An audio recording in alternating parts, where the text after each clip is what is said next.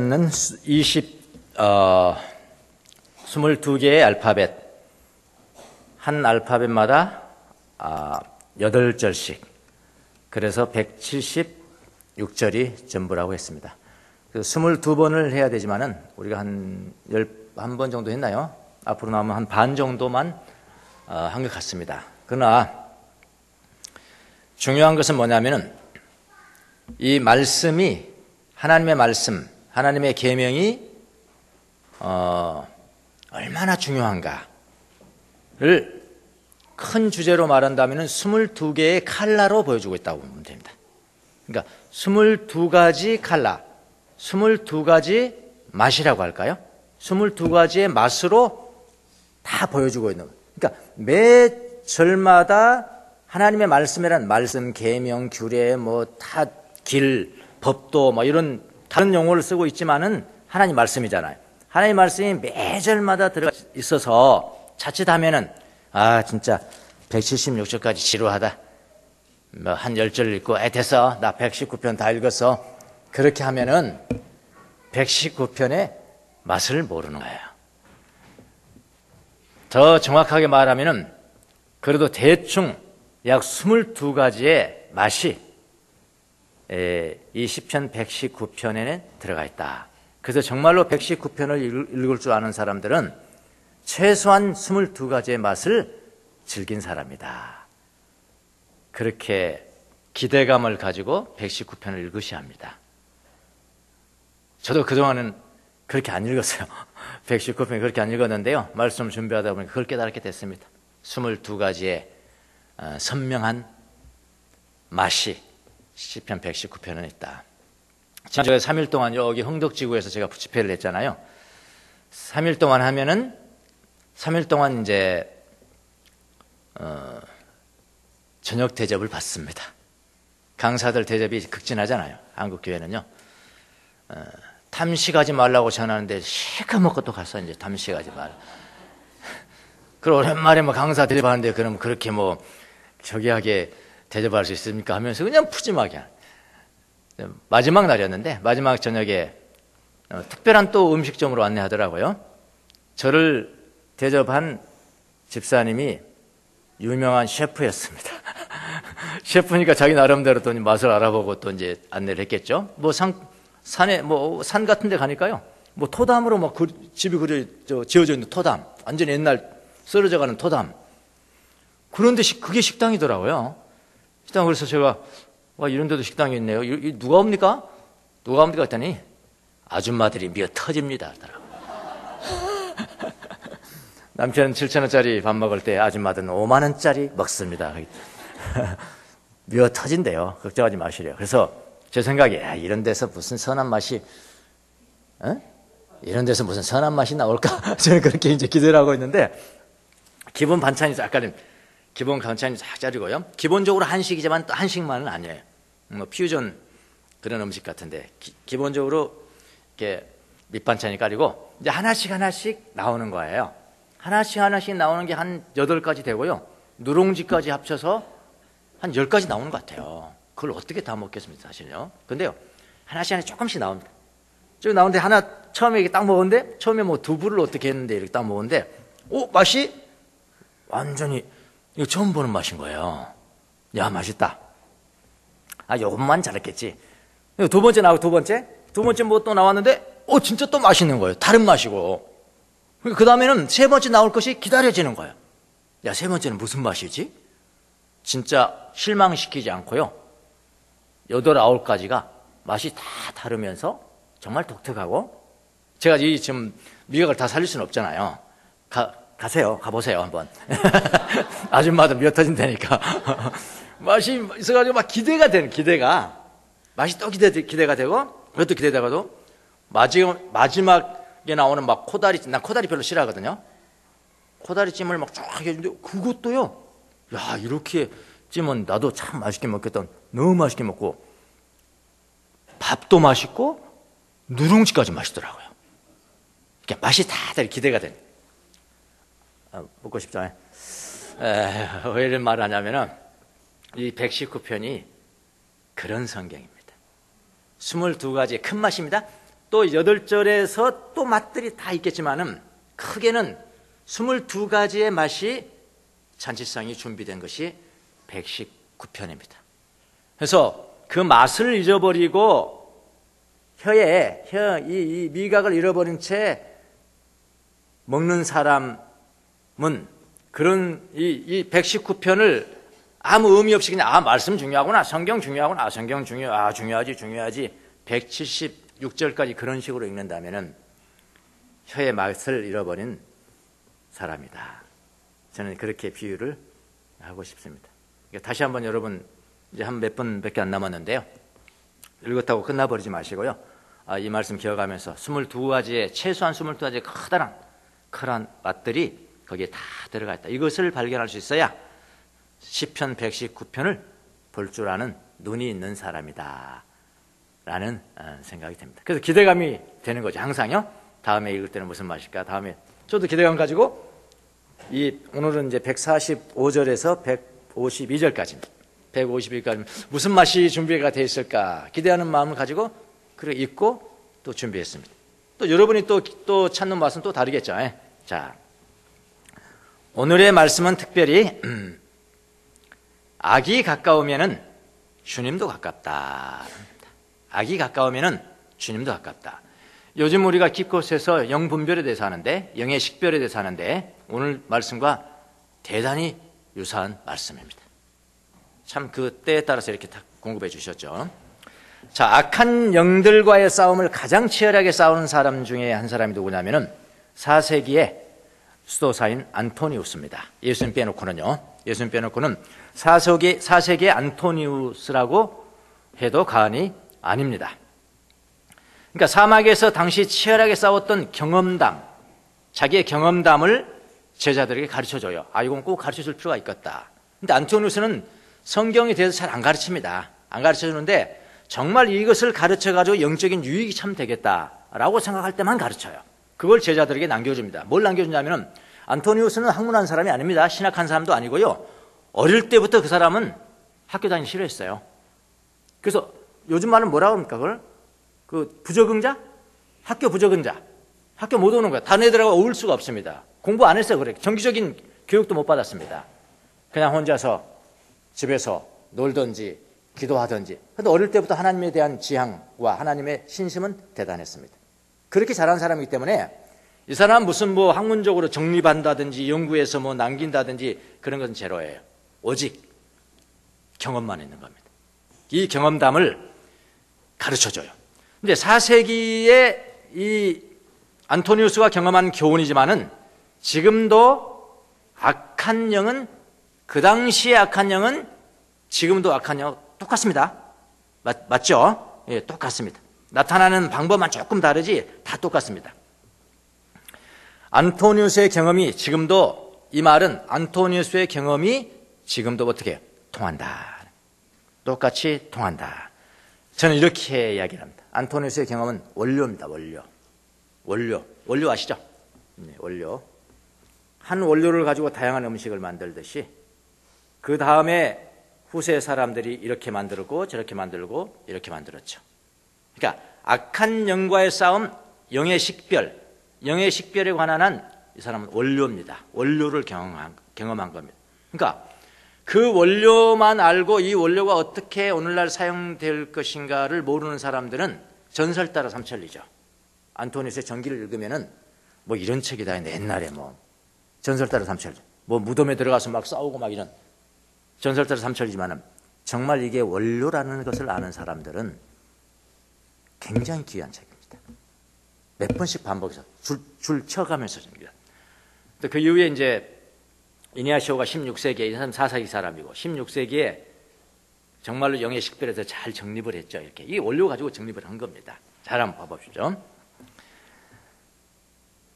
그러니까 안토니우스의 4세기의 경험이 지금 저에게도 당장 큰 도움이 돼요. 영의 분별에 관한 큰 도움이 됩니다. 안토니우스가 사막에서 가장 먼저 싸웠던 영적인 전쟁은 뭐냐면요, 자기가 그 경험을 줘야 제자들한테 가장 먼저 싸웠던 영적인 전쟁은 뭐냐면은 생각과의 전쟁이었습니다. 불순한 생각, 불순한 쾌락, 이 싸움이었어요. 제일 먼저 싸운 게 이 싸움이었습니다. 안토니우스가 사막 생활을 처음 시작할 때, 그러니까 악한 악령이 가장 먼저 괴롭혔던 것은 누구라고요? 무엇이라고요? 안토니우스의 생각이랍니다. 생각. 두고 온 가족 염려되죠. 이미 나눠준 재산에 대한 아까운 생각이 들죠. 이런 불순한 생각들 때문에 금욕 생활을 방해하고 하나님께 가까이 나아가는 것을 방해했습니다. 자, 이 생각을 뭐라고 그랬냐? 이걸 로기스모이라고 그랬습니다. 우리가 이미 배웠습니다. 로기스모. 나중에 이제 존 카시안은 학문이 있는 사람이거든요. 조직력이 있고 연구한 바를 써서 전달할 수 있는 능력이 있는 사람이에요. 안토니 그게 안 된다니까요. 그 사람은 그냥 원료입니다, 원료. 예. 이 원료를 8가지 대표적인 악한 생각으로 잘 정리를 했죠. 탐식이 악한 생각이다. 음란한 거 악한 생각이다. 가장 먼저 생각으로 정복한다. 그 행동이 나오는 거예요. 그 행동이 음란하고 탐욕하고 분노하고 낙심하고 게으르고 허영심 있고 교만, 이렇게 정리를 하잖아요. 교만을 정리하고 그 전에 바로 전에 에바그리우스는 7가지 대죄 이렇게 정리했죠. 똑같습니다. 8가지 악한 생각과 7가지 대죄는 같은 겁니다. 하나 빠진 거예요. 게으름이라는 것을 좀 뺐지만은 사실 게으름이라는 것은요, 오늘날 21세기를 살아가는 사람들 중에 대부분이 가장 치열하게 싸워야 될 것이 게으름입니다. 사실은요. 잘못 알고 저는 맸다는 생각이 드는데, 어떻든 게으름. 그러니까 8가지 악한 생각이나 7가지 대죄나 이건 똑같습니다. 자, 이런 생각이 올 때마다 안토니우스는 다 극복했어요. 그러니까 첫 번째 오는 겁니다. 첫 번째 악한 영이 공격할 때는 여러분 가장 강력한 것으로 공격하겠습니까? 가장 약한 것으로 공격하겠습니다. 첫 번째. 당연하죠. 가장 약한 거죠. 가장 약한 게 생각이라니까요. 근데 우리는 생각부터 그냥 다 쓰러져 버리니까 안 되는 거예요. 하나님 앞에 가까이 갈 수가 없는 겁니다. 자, 안토니우스가 어떻게 극복을 했냐면은, 생각을 정복하는 것의 가장 첩경, 가장 강력한 무기는 뭐였냐면요, 여러분 기뻐하십시오. 여러분들이 하고 있는 것입니다. 시편 암송입니다. 이건 4세기 이렇게 했어요. 시편 암송. 그거 가지고 극복을 합니다. 안토니우스는 150장을 다 암송을 했습니다. 근데 성경 전체를 암송했다는 것은 거기에 제가 못 읽었네요, 거기서요.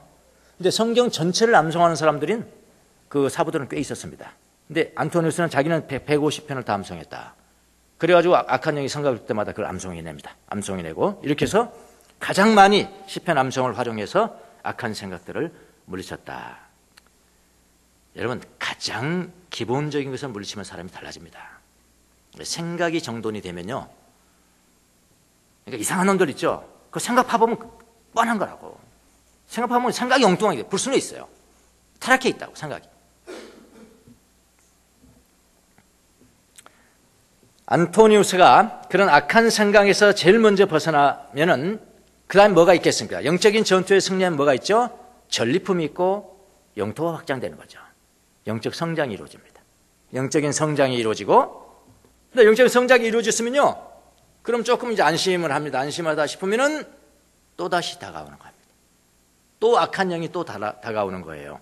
두 번째 다가올 때는 어떻게 하겠어요? 조금 더 센 무기를 가져오겠죠. 그렇게 영은 그렇게 하는 겁니다. 조금 더 센 무기를 가지고 공격합니다.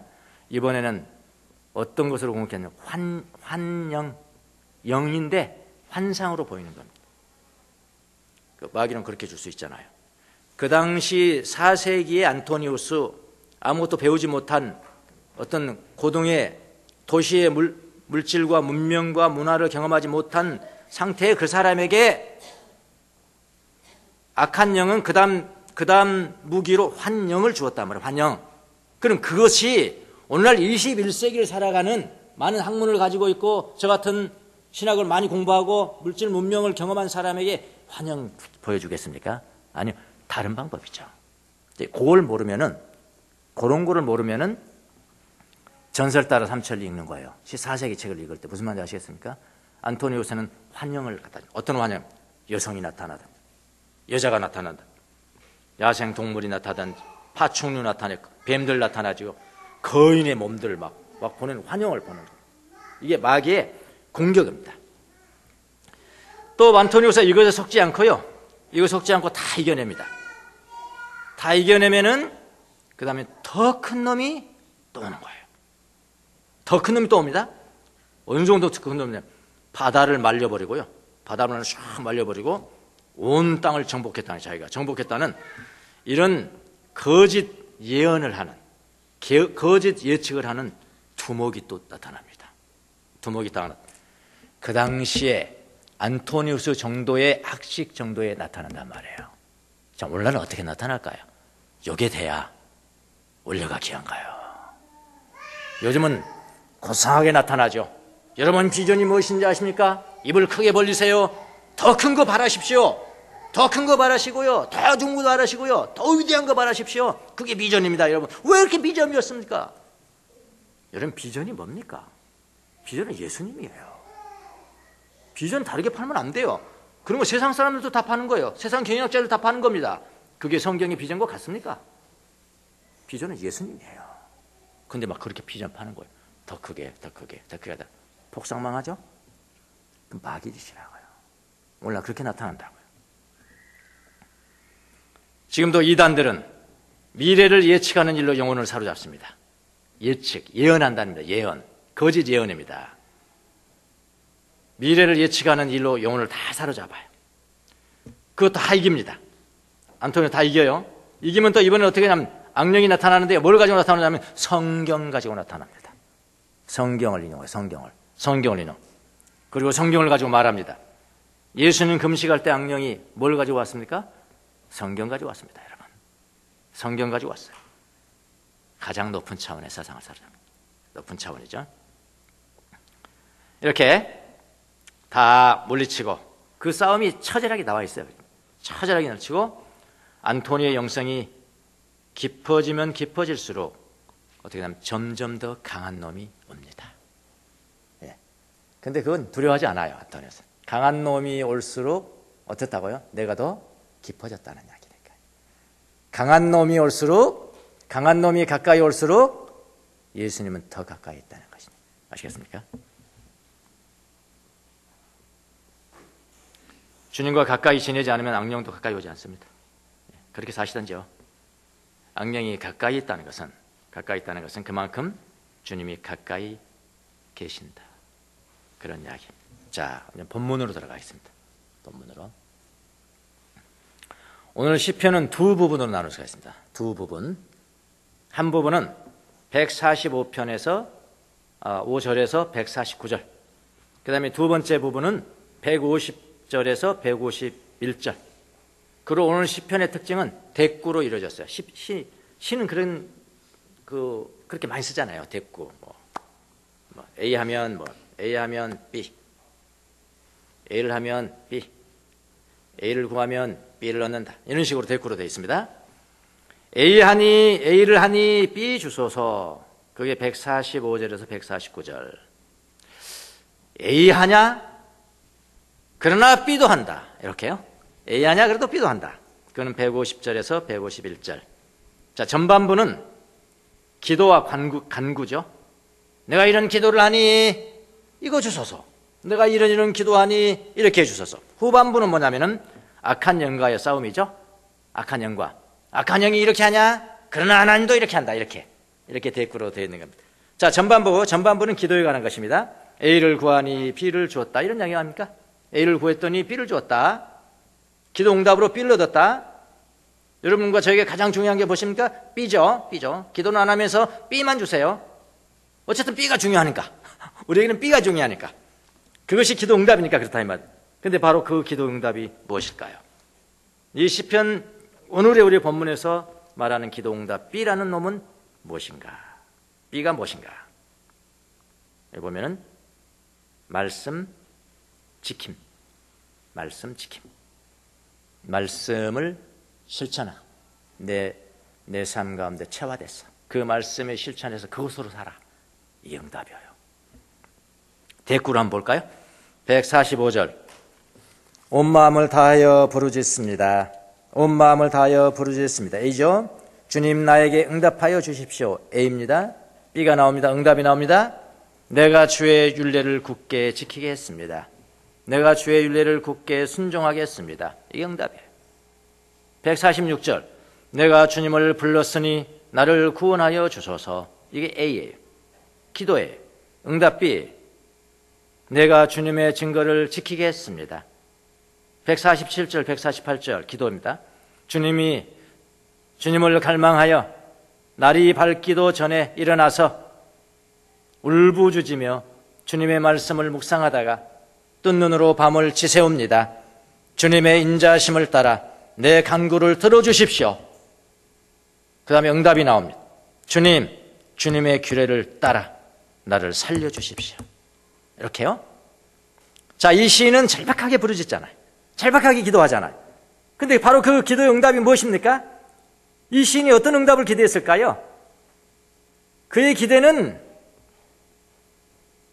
B가 뭐냐면, 그의 기대는 뭐냐면은 말씀의 실천을 통해서 그의 영혼이 사는 것이고, 말씀의 실천을 통해서 그의 영혼이 사는 것이고, 주님의 말씀을 깨닫는 것이다. 자, 이 시인의 기대와 응답이 우리의 기대와 응답과 차이가 있는가? 여러분의 응답도 그런가? 그걸 묵상하셔야죠. 우리는 시인처럼 그런 기대와 응답으로 간구를 하는 것인가? 이 세상의 그 어떤 것보다 주님의 말씀을 실천하고 그 말씀을 사는 것보다 더 큰 응답이 내게 있는가? 주님의 말씀이 내 삶에 육화되는 것보다 더 큰 응답이 있을까요? 더 큰 축복이 있겠냐고. 주님의 계명이 내 삶의 복제가 되는 것보다 더 귀한 것이 있을까요? 주님의 말씀을 실현하며 살아가는 것보다 더 복된 것은 없습니다. 다른 거 다 쓰레기예요. 다시 말합니다. 대통령을 하든 장관을 하든 아무리 갖고라도 하나님의 말씀이 실천되지 않고 복전되지 않으면 그건 다 쓰레기입니다. 하나님은 그렇게 보세요. 부러워할 거 없어요. 두려워할 것도 없어요. 이 시편의 그 정도는 간절하게 기도했는데, 그럼 우리는 뭐 대단한 거 우리 하잖아. 이번에 내가 금식 기도합니다. 뭐 하냐? 우리 자식 새끼 서울대학 들어가게 합니다. 서울 들어가서 뭐 하려고? 죄는 죄대로 커진 죄만 그 터진 놈들 뭐 하려고? 그게 행복입니까? 이 시편 기자는 그렇게 말하고 있잖아요. 내가 정말 간절히 간구하고 기도합니다. 나를 세면서 밤을 잠자지 못하고 내가 공부합니다. 하나님의 율례를 지킴으로 말미암아 내 영혼이 살게 해주세요. 그거 있다는 거예요. 그 응답이라는 거예요. 우리는 근데 말씀을 실천하기보다, 현대인들은 성경을 실천하기보다는 말씀 연구하고 그냥 그거에 대해서 말하고 쇼맨십이 있고 입 좀 번들어한 사람들은 잘해서 사람들 감동시키고 유명해지고 스타가 되고, 그게 굉장히 중요한 일로 여기는 시대에 우리가 살고 있죠. 사실은요. 저도 한때는 그런 적이 있었습니다.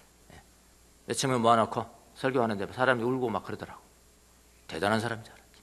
내가 야, 이거야, 바로 이거야. 이게 하나님의 일인 거야 라고 생각했는데 지금 제가 깨닫습니다. 그거 중요한 것인가 하지만 별로야. 더 중요한 것이 있어. 그게 뭐냐면 하나님의 사람들 한마디 툭툭 던져주는 거야. 이렇게 한번 해보세요. 이거 하지 마시고요, 이렇게 한번 실천해보세요. 근데 그 사람이 그걸 실천을 해. 근데 변화가 돼. 하나님의 말씀에 실천해서 육화가 돼. 한 사람에게 그랬단 말이에요. 한 사람에게 몇천 명 놓고 감동시키지 않았어요. 한 사람에게 그렇게 지도했네. 그랬단 후자가 전자보다도 훨씬 더 위대한 일입니다. 제가 요즘이야 나이가 들어서야 제가 깨달았죠. 사실은요. 그래서요, 사막의 교부들은요 특징이 하나가 있었습니다. 뭐냐면은 성경에 대해서 말하기를, 성경에 대해서 말해. 설교도 성경에 대해서 이야기하는 거잖아요. 성경에 대해서 말하는 것을 매우 삼갔습니다. 하지 마라. 성경에 대해서 말하는 것을 삼갔다고요. 그럼 말 많이 하셔야 돼. 그래도 저는 일주일에 한 번 설교한 주일날 너무 감사합니다. 매 새벽마다 설교하고 수요일 설교하고 금요일 설교 1부, 2부, 3부, 4부, 5부, 6부 누구한테 내가 맡기겠냐 이 강대상. 그래 보면 그게 깊이가 있겠습니까? 근데 그것도 중요한 것도 아니고요. 또 사람은 일시 흥분할 수 있어요. 감정적으로 여러분 목회자만 뭐 흥분시키는 건 아니잖아요. 사실은요. 다른 연설 듣고도 흥분하는데 뭐 히틀러의 설교 듣고도 흥분하는데 그게 얼마나 하겠냐고요. 그게. 얼마나 하겠냐고. 내 삶이 변화시키는 부족하단 말이에요. 그래서 이 사막의 교부들은 성경에 대해서 말하는 것은 매우 삼갔단 말이에요. 왜냐하면 성경을 연구의 대상으로만 만들거나 성경을 연구의 대상으로 만들거나 말하기를 좋아한다면 신비를 헛되고 무익한 호기심으로 어떻게 했냐면 더럽힐 수 있다는 두려움 때문이었습니다. 말씀을 실천하지 않고 연구하고 성경에 대해서만 말하는 것만 즐긴다면 신비를 헛되고 무익한 호기심으로 더럽힐 수 있다. 그런 두려움 때문에 말하기를 삼겠어 하지 마라. 말하지 마라. 요즘 너무나 많이 성경에 오염되어 있죠. 이단들이 많다는 건 성경이 그만큼 오염됐다는 겁니다. 설교가 난무한다는 것은 성경이 그만큼 오염되어 가는 증거라고 보면 돼요. 설교를 여러분 10편 들으면 여러분 변화가 되겠습니까? 그러면 들으세요.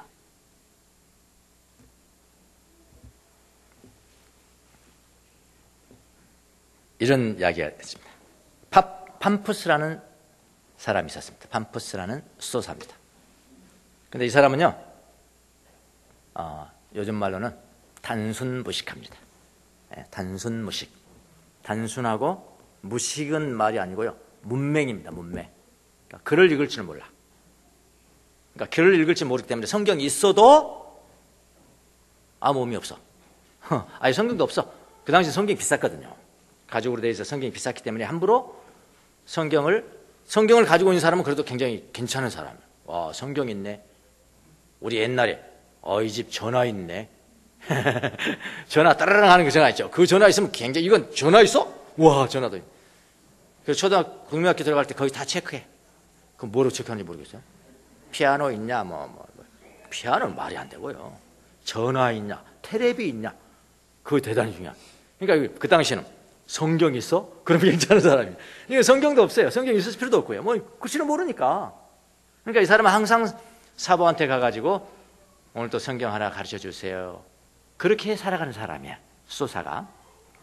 하루는 자기 원로에게, 자기 선생님에게 찾아갔습니다. 선생님, 오늘 성경을 가르쳐 주세요. 성경 가르쳐 주세요. 성경을 가르쳐 주세요. 그게 원로는 알죠. 이 사람이 문맹이라는 걸 알죠. 그 사람은 성경을 읽어줘야 돼. 성경 주면 안 돼. 성경을 읽어줘야 돼. 성경을 꺼내서 성경을 읽어줍니다. 시편 39편을 읽어가기 시작합니다. 시편 39편 이렇게 읽어가기 시작합니다. 1절 내가 말하기를 나의 행위를 조심하여 내 혀로 범죄치 아니하리니 악인이 내 앞에 있을 때 내가 내 입에 재갈을 먹이리라 하였도다. 1절을 딱 읽어갑니다. 원로가 읽어줍니다. 글씨를 모르니까 딱 읽어주는데 팜푸스가 이 구절을 탁 듣고 난 다음에 원로에게 뭐라고 그러냐면 선생님 됐습니다. 선생님 거기까지 됐습니다. 다른 걸 읽어줄 필요 없습니다. 하고 떠납니다. 떠나면서 뭐라고 그러냐면 팜푸스가 이런 이야기를 합니다. 사부한테 내가 이것을 오늘 1절 읽어준 거 내가 이것을 실천하는 법을 배울 힘이 있다면 내게 이 구절로 충분합니다. 연구 많이 안 했다고요. 몸에 대해서 말 많이 안 했다니까요. 실천했다는 거예요. 실천은 충분합니다. 성경을 연구해서 비밀한 것을 알았다고 떠드는 사람들이 많습니다. 이단들은 100% 여기에 속하는 겁니다. 이단들은 절대로 실천 자랑 안 해요. 비밀한 것을 알았다는 거예요. 이렇게 연구하면 다니엘서 연구하고 요한계시록 연구하고 어쩌고저쩌고 연구하니까 2023년에 뭐가 나타나고 2010 몇 년에 뭐가 나타나고 사람들 혹해요.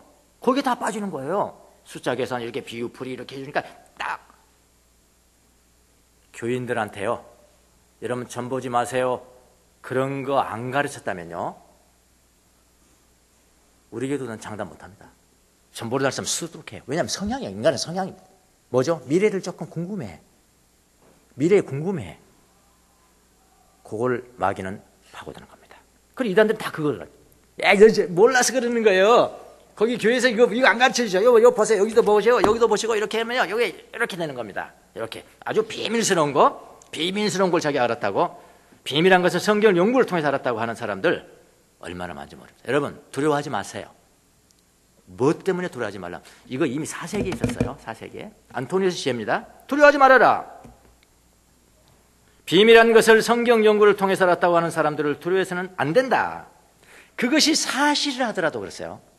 그것이 사실을 하더라도 그것이 우리를 덕스럽게 하지도 않고 그 다음에 좋은 행동의 표지도 아니다.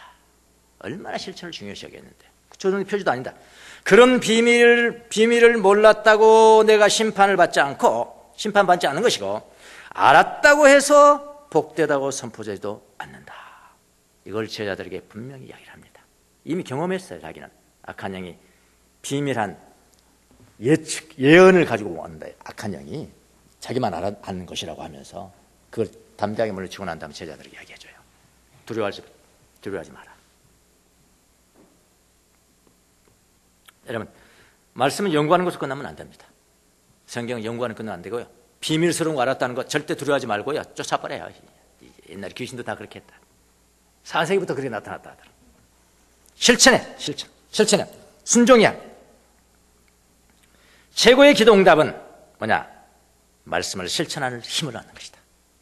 오늘 시편이 가르치는 맛, 또 다른 맛, 이 맛입니다. 자, 두 번째 대꾸로 가겠습니다. 우리는 어떻게 생각합니까? 악령들이 우리를 다가와서 괴롭히는 것을 싫어하잖아요. 그러나 괴로울 필요가 없습니다. 좋아해야 됩니다. 좋아한다는 건 좀 그러지만 어쨌든 싫어할 필요는 없습니다. 왜 그러나? 왜 그럴까요? 악령이 가까울수록 주님은 더 가깝다. 그걸 하죠. 악령이 가까울수록 주님은 더 가깝다. 150절 150절 악을 좇는 자가 가까이 왔사오니 저희는 주의 법에서 머니이다. 하나님의 계명과는 전혀 관계없이 살아가는 쓰레기들이죠. 악을 좇는 사람, 악을 좇는 자가 나에게 가까이 왔더라. 가까이 왔사오니 저희는 주의 법에서 머니이다. 대꾸 151절 여호와여 주께서 가까이 계시오니 주의 모든 계명은 진리니이다. 이건 이제 개역성경, 우리가 지금 읽은 성경. 여기 그 번역이 더 잘 됐습니다. 악을 따르는 자가 가까이 왔습니다. 그들은 주님의 법과 먼 자들입니다. B. 그러나 우리 개역성경 그러나가 빠졌어요? 원어는 그러나가 있습니다. 접속사. 그러나 주님께서 나에게 가까이 계십니다. 이런 이야기죠. 주님께서는 나에게 가까이 계십니다. 악을 따르는 사람들이 이 시인에게 가까이 왔다. 그러나 말씀을 따르는 자에게는 그를 지켜주신 하나님이 역시 가까이 계신다. 그런 뜻이죠.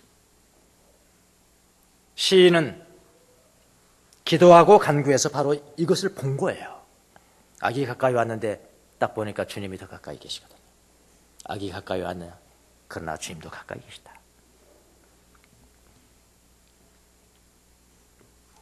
여러분 악은 누구한테든 옵니다. 심지어 예수님한테 왔었어. 악한 영 예수님한테 왔어요. 3번 다 졌죠. 완패됐죠. 마귀가 영원히 떠났나요? 마귀가 영원히 떠났냐고요? 잠시 떠났다. 예수님한테도 잠시 떠났는데 여러분에게는 밥이죠. 잠시 떠났다. 믿는 자들에게 항상 옵니다. 그러나 주님을 가까이 따르는 자들에게는 주님도 아주 가까이 계신다. 주님도 아주 가까이 계신다. 그리고 악한 자들의 손에서 의인을 건져내신다. 그게 여러분 시편 37편의 주제입니다. 악인들은 항상 있지만 내가 딱 분별하면요, 이거 악한 영이야. 이건 악한 영이야. 딱 분별하자마자 그는 연기처럼 사라져버려요.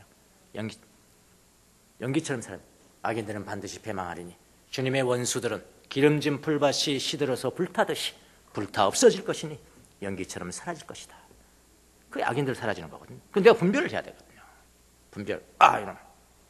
그러면 사라져. 그래서 악의 속삭임을 잘 분별하셔야 합니다. 요즘 우리가 영영 분별을 그래서 배우는 거예요. 예. 안토니우스가 무덤 속에서 엄청난 싸움을 싸웁니다. 제일 처음에 생각과 싸우는 것은 그냥 자기 돕고 집에서 싸우지만은 더 깊어질수록 무덤 속에 들어가 싸웁니다. 무덤 속에서 엄청난 영적 싸움을 싸우고 막 피 터지고 거의 죽을 지경이 막 됩니다. 예. 그리고 이겼어요. 그 전에 재밌습니다. 무덤 속에서 있는데 한동안 처음에는 뭐 밖에서 들으면 막 싸우는 소리도 들리고 그러거든요. 근데 보니까 아무 소리도 안 들리는 거예요. 그래서 제자들이 들어가 봤더니 완전히 피 터지 죽어 있는 거예요. 거의 죽다시피 하는 거예요. 안토니우스가. 그를 가지고 마을로 갑니다. 보살피기 위해서. 가는데 안토니우스가 아침에 일어나서 나를 그대로 그 무덤으로 갖다 달라. 그대로 무덤으로 갖다 줘요. 사실은. 근데 죽은 것이 아니었어요. 하나님께 다시 살렸죠. 그렇게 하고 난 다음에, 그런 고생을 한 다음에 안토니우스가 주님 앞에 기도를 합니다. 뭐라 하면, 주님, 내가 그렇게 고통을 당할 때 고통을 좀 주님께서 빨리 나타나셨으면 저에게 고통을 쉽게 끊어버릴 수가 있었을 텐데, 처음부터 왜 안 나타나셨어요? 이렇게 기도를 해요, 하나님 앞에. 네. 한 소리가 들려옵니다. 안토니우스야, 내가 처음부터 여기 있지 않았느냐. 이렇게. 처음부터 계신 거예요. 보고 계신 겁니다. 싸우라고. 자, 우리가 왜 분별을 하죠?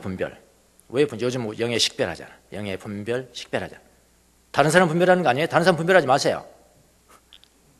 다른 사람 분별 점쟁이한테 맡기세요. 하나님 분명하게 말해주지 않으면 하지 마세요. 점쟁이 가라고 그래요. 누구를 식별해야 돼? 나를 식별해야 돼. 나. 왜 나를 분별해야 되는가? 악한 영의 역사냐 선한 영의 역사를 분별하라는 거예요. 선한 영의 역사는 계속 그렇게 하세요. 감사하세요. 악한 영의 역사다. 거기에 속하지 말아야죠. 속지 말아야 돼. 그렇죠? 선한 영의 역사는 지속하고 악한 영의 역사는 속지 않기 위해서 하는 것이에요. 그 자체가 바로 악한 영과 선한 영이 아주 가까이 있다는 그런 의미죠. 악한 영이라는 것만 분별이 되면요, 악한 영은 연기처럼 사라질 것이다. 시편 37편 다시 보세요. 암송하셨죠? 천재. 사라질 것이다. 악한 영은 이미 그리스도의 오심으로 척추가 부러졌기 때문에 그런 거예요. 두려워하지 마시고, 악한 영은 두려워할 필요 없다는 거예요. 무서워할 필요가 없다는 거예요. 분별하면 연기처럼 사라질 것이다. 분별이 잘 안 되는 거죠. 무조건 요즘 내가 기쁘고 기분이 좋고 그러니까 선한 영이 아니에요. 죄악에 빠져있는 사람은 죄악하는 게 쾌락이에요. 분별을 잘 하셔야 돼요. 조금 기쁨이 있다고 이거 선한 영이 아니에요. 반대. 오히려 두려움이 있는 게 하나님의 영의 역사일 수가 있어요. 순간적으로. 예. 주님은 항상 여러분에게 가까이 계십니다. 가까이 계세요. 그래서 낙심하지 마시고요. 낙심케 하는 거 악한 영입니다. 무덤덤하게 하는 거 악한 영입니다. 죄 짓는 것이 재밌게 하는 거 악한 영입니다. 죄 짓는 것이 회개하지 않는 거 악한 영입니다. 죄 지면서 하나님을 두려워할지 모르는 거 악한 영이에요. 왜 그게 분별이 안 됩니까? 왜? 두려워하지 마십시오. 주님께 가까이 가는 것을 방해하는 모든 것은 악한 영의 역사입니다. 냉담한 거 악한 영의 역사입니다. 또 나의 현재의 죄, 과거의 죄를 들추어내면서 목을 조이고 막 하는 거 있잖아요. 죄를 들추어내면서 목 조이는 거 악한 영입니다. 하나님이 죄를 싫어하지만 하나님은 그렇게 죄 다스리지 않아요. 젠틀맨이세요. 소프트해요. 온유하세요. 스스로 깨닫고 회개하게 만드신 분은 성령님이세요. 마귀는 목을 줘요. 목 줘요. 나는 이제는 미래는 없다. 나는 자살해버려야지. 다 마귀가 하는 겁니다. 죄를 다루는데도요, 마귀와 하나님은 달라요. 하나님은 그렇게 하지 않았습니다. 하나님은 사랑하시고 회개케 하시고 하나님의 품에 안기게 하시지 사람을 파괴하지 않습니다. 속지 마세요. 그 생각을 잘 지키세요. 우리가 두려워하고 있으면, 뭔가 막 두려워하고 있으면요, 경계가 허술해지잖아. 허술한 틈을 이용을 해서 악령은 더욱 역사해요. 미래를 꼭 점쳐서 한번 알고 싶다 그렇게 생각하잖아요. 악한 영 바로 들어옵니다. 바로. 두려워하면 바로 악령은 더 역사합니다. 그래서 항상 어떻게 해야 되냐, 기쁨과 평안으로 이렇게 무장해야 돼. 이유 없는 평화로 무장한 사람들은 악한 영이 왔다가 도망가요. 욥과 누굽니까? 가룟 유다의 차이입니다. 둘 다 마귀가 악한 영이죠. 역사했죠. 욥은 마귀가 그렇게 고난을 당하게 했지만은 그 양반은요, 이유 없는 든든함이 있었어요. 그러니까 하나님에 대한 그게 있거든요. 결국 물러갔잖아요. 가룟 유다는 얄팍해요. 생각이 늘 예수님과 같이 다니면서도 이 메시아 맞아? 메시아 맞아? 아니면 어떡하지? 결국 나 전 삶을 다 버리고 예수님 따라다니는데 아니면 어떡하지? 아니면 어떡하지? 두려워하고 무서워하고 마귀가 역사하는 거예요. 우리가 똑같아요. 욥과 유다의 차이입니다. 여러분, 주님이 말씀을 지키는 자들에게는 가까이 계세요. 그냥 가까이 있으면은 마귀가 오지도 못한, 아니 오지는 해요. 오긴 한다니까요. 그걸 잘 분별하면은 연기처럼 사라질 것이다.